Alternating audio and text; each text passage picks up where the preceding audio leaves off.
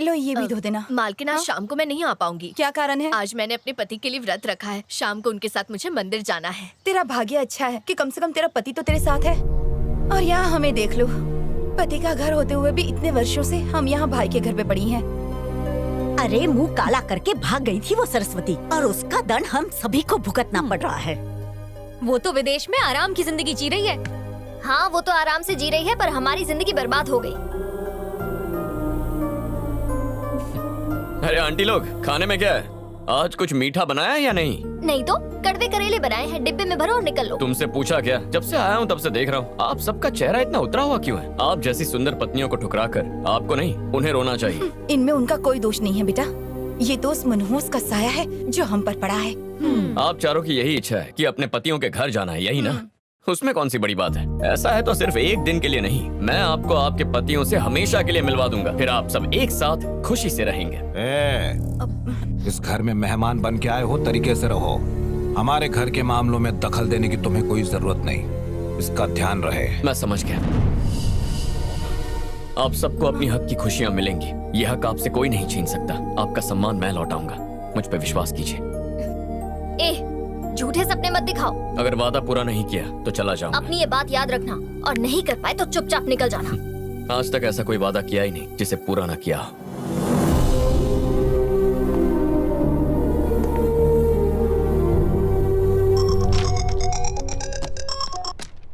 माँ, मैं यहाँ पहुँच गया हूँ और सबसे मिल भी चुका हूँ।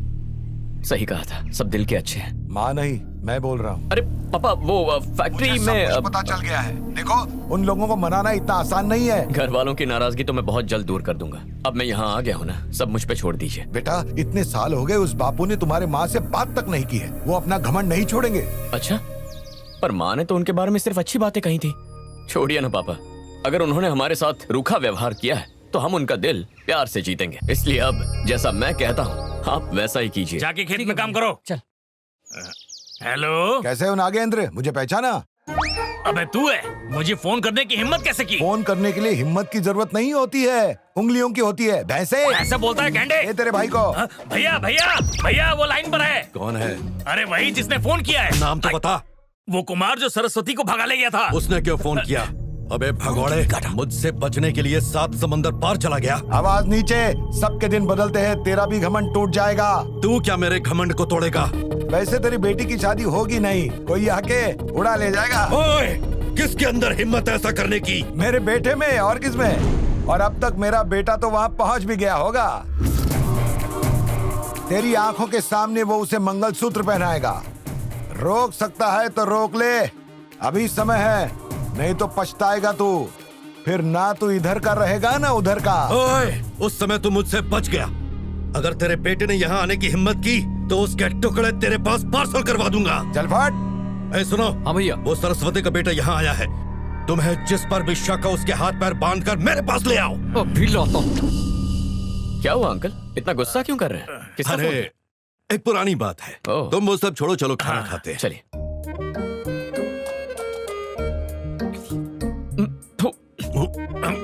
ये क्या खिला रहे हैं मुझे? इतना नमकीन खाना कौन खाता है? नमकीन? अरे एक बात बताता हूँ आपको, बल्ली ठाकुर जी के घर के खाने का स्वाद मजा आ जाता है। वैसे घर की महिलाएं जो खाना बनाती हैं, उसका स्वाद अलग ही होता है। आपको मैं कल का किस्सा बताता हूँ। वहाँ जो दाल बनी थी उसका स्वाद। वो दाल तड़का जरूर मेरी पत्नी मीनाक्षी ने बनाया होगा, मजेदार था। अच्छा, वो आपकी पत्नी है? हाँ। और परसों पनीर बिरयानी किसी ने कितने कमाल की बनाई थी। अरे वो मेरी पत्नी ने बनाई होगी। तुम्हें पता है, साक्षी हर तरह की बिरयानी बहुत बढ़िया बनाती है। पसंद कैसे नहीं आता? बिरयानी ही नहीं। चलिए ये सब तो ठीक है, लेकिन सासू माँ ने जो भिंडी मसाला बनाया था, मेरे तो देखते ही मुंह में पानी आ गया था। उन्हें यहाँ से भेज के गलती कर दी। आप यहाँ बैठ के नमकीन खाना खा रहे हैं और वहाँ बल्ली जी रोज उंगलियाँ चाट रहे हैं। जिसके नसीब में वही खाए। सांभर दे। खाओ। अब इसे देखो, ऐसा लगता है ये खुद कढ़ाई में तल के आया है। ये क्या दाल बनाएगा? चलो, भूख मिट गई। वैसे उस घर की सभी औरतें बहुत खुश हैं, बस उन्हें एक दुख है, पति का साथ ना होने का। ये क्या बोल रहे हो तुम? उस घर की तारीफें करना यहाँ बंद करो। दिव्या की नाराजगी दूर हुई? उसी कोशिश में लगा हुआ हूँ। तुम्हारे माता पिता शादी के लिए मान गए? हाँ मान गए, यहाँ आने की भी सोच। तो उन्हें बुलाते क्यों नहीं? अरे कैसे बुला लूं अंकल जी, यहाँ का तो खाना भी ढंग का नहीं है और आपकी पत्नियाँ आपसे अलग रहती हैं। वो इस घर में आएंगे तो सबसे पहले यही पूछेंगे कि आप सब अलग क्यों रहते हैं। अरे छोटी सी बात के लिए इतने साल अलग रहना, अगर उन्होंने पूछा कि कल को दिव्या ने भी ऐसा ही किया तो मैं उन्हें क्या जवाब दूंगा? तो हमें क्या करना चाहिए? अपनी पत्नियों को वापस बुलाइए। यह बिल्कुल मुमकिन नहीं है। तुम्हारी शादी के लिए मैं अपने साथ हुए इतने बड़े धोखे को भूल जाऊं? अगर यही तुम्हारी जिद है ना, तो ये शादी नहीं हो सकती। ये तो गड़बड़ हो गई। इतना भड़क क्यों रहे हैं? आपकी इस छोटी सी प्रॉब्लम का मैं आपको एक सोल्यूशन दे सकता हूँ। तो क्या है सोल्यूशन, जल्दी से बताओ। नाटक करना होगा। क्या कह रहे हो? हाँ, नाटक करना होगा। आपने कभी नाटक देखा नहीं है क्या? अरे किसी भी नाटक में कपड़े, प्रॉप्स, किरदार सब नकली होते हैं। शो खत्म होने के बाद उन सबको लौटा देते हैं। ठीक वैसे ही आपकी पत्नियों को यहाँ लाएंगे, शादी तक रखने का नाटक करेंगे, फिर भेज देंगे। इससे एक तीर से दो निशाने लगेंगे। पहला, ये शादी हो जाएगी, और दूसरा, बल्ली ठाकुर का घमंड भी चूर हो जाएगा। कार्तिक की योजना बहुत अच्छी है। इससे नाक भी नहीं कटेगी और मूछ भी बच जाएगी। मुझे भी ऐसा ही लगता है भैया, यही सही होगा। हाँ। ठीक है, उन्हें ले आओ, हाँ। लेकिन उनके साथ कुछ भी गुटरगु करने की जरूरत नहीं। जैसे ही शादी खत्म होगी उन्हें वापस भेज देना। गुटर गुना सही, काव काव तो कर सकते हैं। हाँ। गलती से मिस्टेक हो गई।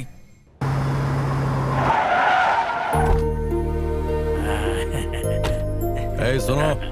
हाँ भैया। कहाँ है? अपनी पत्नियों को आवाज दो।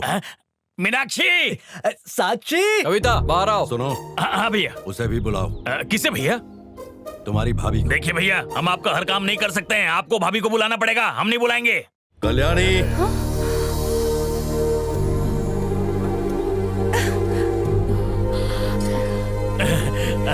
मीनू, मीनाक्षी।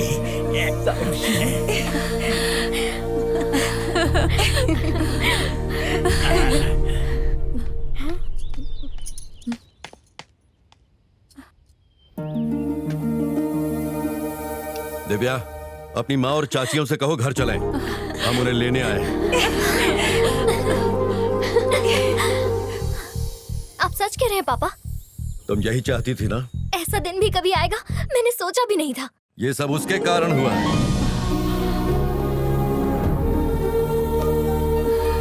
भूपेंद्र, वहीं रुको।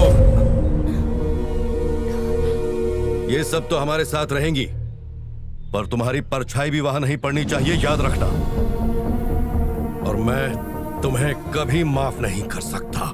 हमारे बीच ये जो नफरत की दीवार है, उसे कोई फरिश्ता भी आकर गिरा नहीं सकता। अपने जहन में ये बात अच्छी तरह बिठा लो। भैया, मुझे उसकी बातों का बुरा नहीं लगा। अगर तुम लोग खुश रहो तो मैं उसकी और भी कड़वी बातें सुनने के लिए तैयार हूँ। तुम मेरी फिक्र मत करो, मैं अपना ख्याल रख सकता हूँ। जिंदगी की नई शुरुआत करो। मेरा आशीर्वाद सदा तुम्हारे साथ है। चलो अब जाओ। अगर ये वार्तालाप खत्म हो गया हो तो क्या हम लोग घर जा सकते हैं? आओ मीनू, हम लोग पीछे बैठेंगे। भैया, मैं इन सबको पीछे बैठा रहा हूँ। जाओ पीछे वाली गाड़ी में बैठो। जाओ जाओ जाओ जाओ। हाँ हाँ, आराम से।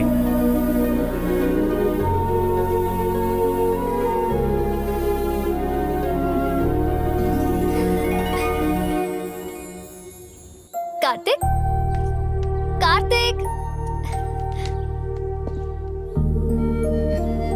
मैंने सोचा था कि मैंने इतने सालों से जो सपना देखा था वो बस सपना ही रह जाएगा, जो कभी पूरा नहीं होगा। तुम मेरे लिए फरिश्ता हो। मुझे समझ नहीं आ रहा कि मैं कैसे तुम्हारा शुक्रिया अदा करूं। Thank you. ये लो, तुम्हारी फैक्ट्री का NOC.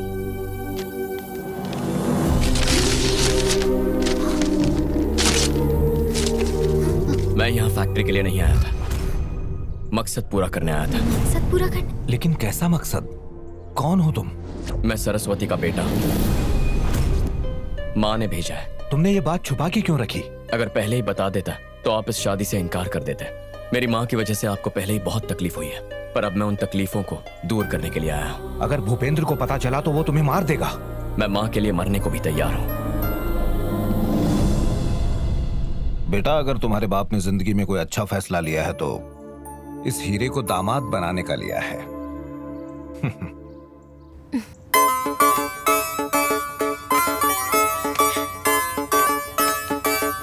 I love you Kartik.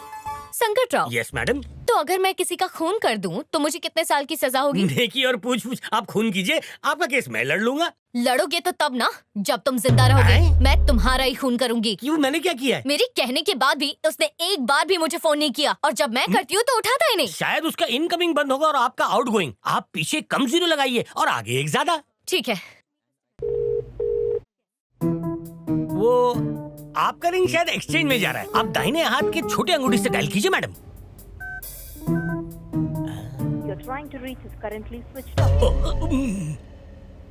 Bill नहीं भरा होगा इसलिए कनेक्शन कट गया। गला दबा दूंगी। भूल गए क्या कहा था तुमने? गला काट के आपके कदमों में पेश कर दूंगा। मैडम जी एक काम कीजिए, आप मुझे इंडिया पार्सल कर दीजिए। क्या करोगे वहाँ जाके? झक मार के कार्तिक को ले आऊंगा।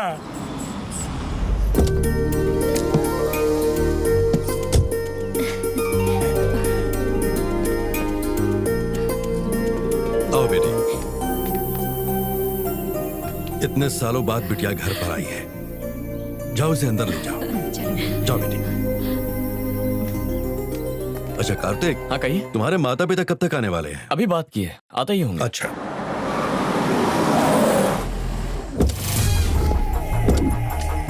मेरे पिताजी और वो मेरी माँ।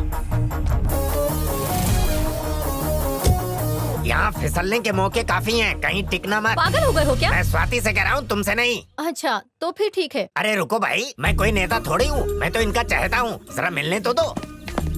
पापा, ये दिव्या के पापा। हाय। हाय भैया, कैसे हो? हाय मिस्ड यू। जिसे सैया बनाना था उसे भैया बना दिया। अरे कार्तिक, तुमने बताया नहीं कि तुम्हारी एक छोटी बहन भी है?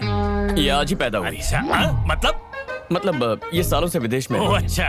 अरे भाई, तुम लोगों में झगड़ा हुआ है क्या? ऐसे दूर दूर क्यों खड़े हो? अरे नहीं ऐसी कोई बात नहीं। अरे आओ पास में। आ जाओ, आ जाओ। दिव्या कहीं दिखाई नहीं दे रही है।